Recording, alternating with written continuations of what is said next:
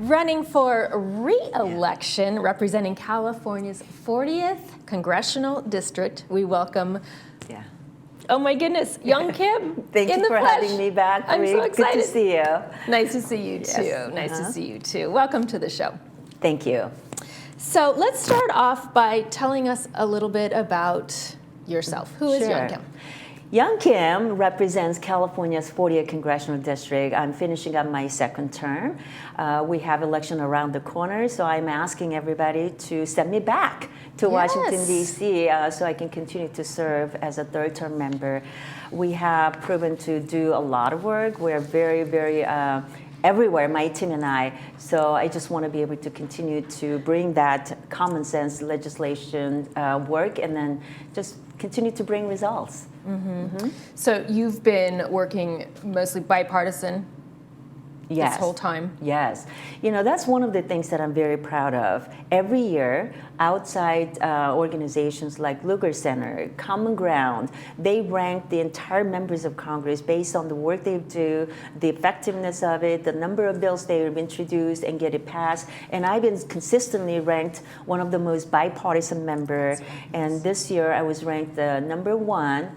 Most bipartisan and effective member among the entire California members of Congress. I'm proud of that, and that is, that shows that my team is really focused on delivering results. So we have already passed 36 bills, and 15 bills are signed into law. My goodness, you've been busy. Yeah, one of the things that I'm very proud of is obviously the constituent services. We've closed close to 6,000 cases and returned over $25 million to our constituents from the federal agencies. That's absolutely amazing. Congratulations on all those achievements. Thanks, yeah. So tell our viewers, why are you running for office?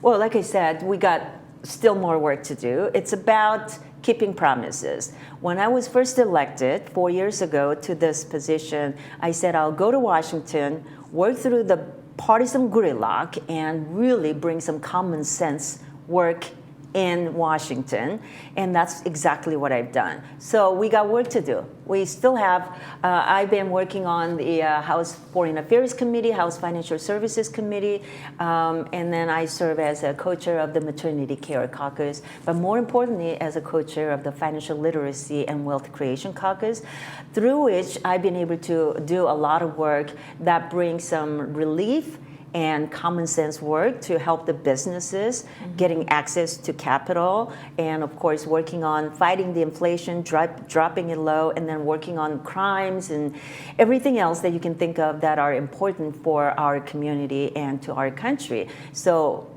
my work is just beginning. Yes. So that's why I'm running to seek third term to continue this work.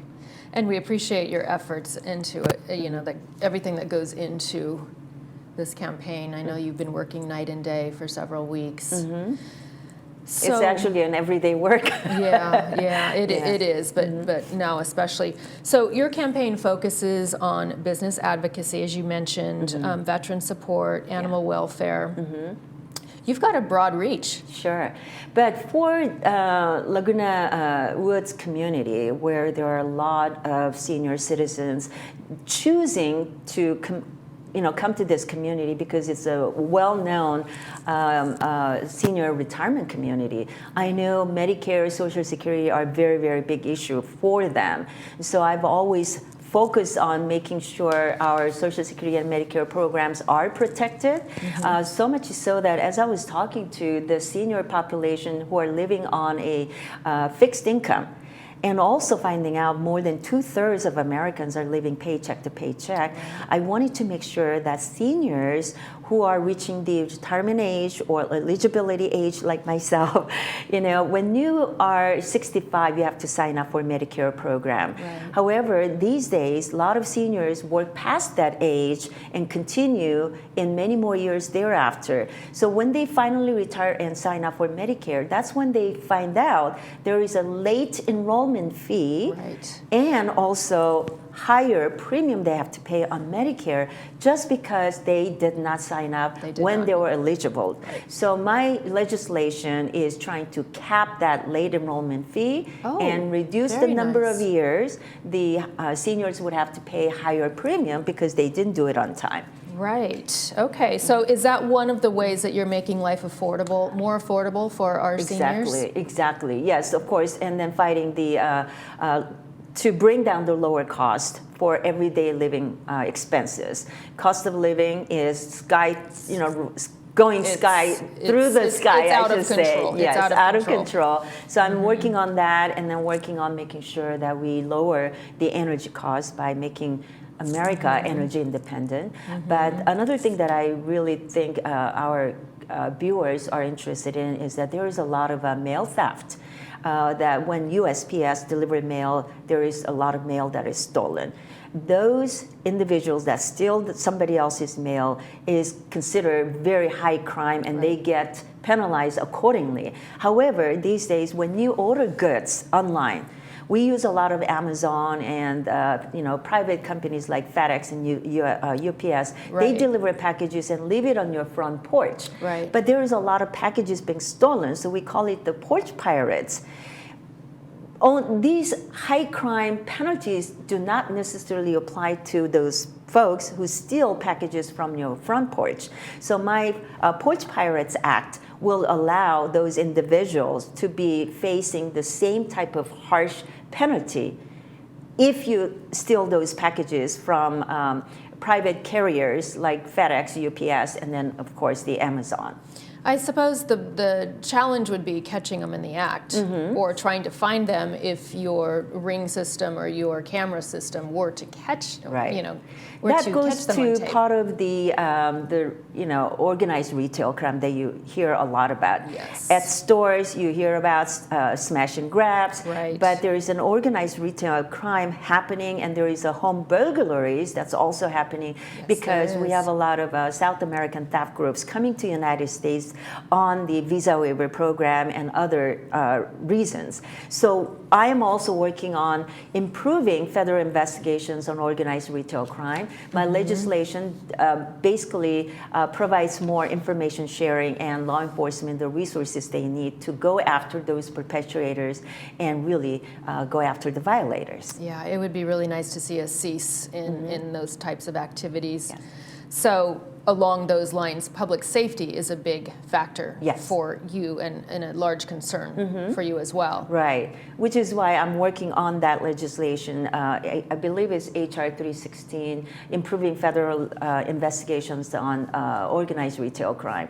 Currently, when an individual's store is broken into, you don't have this information that is shared on that criminal.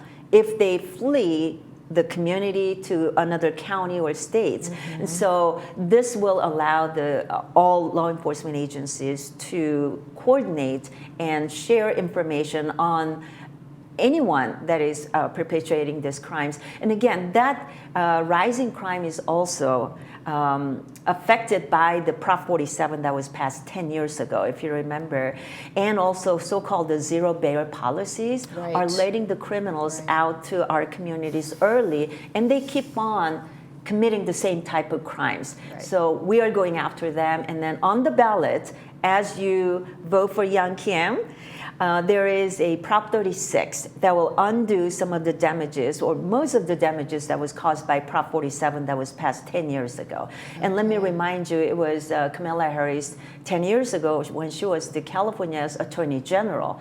She was responsible for writing that ballot title that misled the Californians into thinking we're voting for something that would provide more funding for school, facility projects, and so forth. But that really did the opposite effect. So again, what we are trying right now through Prop 36 is to undo the Prop 47 and ensure that the criminals are really taken care of. We got to go after them. Young Kim, thank you so much for sharing all of that valuable information with us today. We wish you much success in your campaign. Thank you. Coming up next, we have the Garden Club. Stay tuned.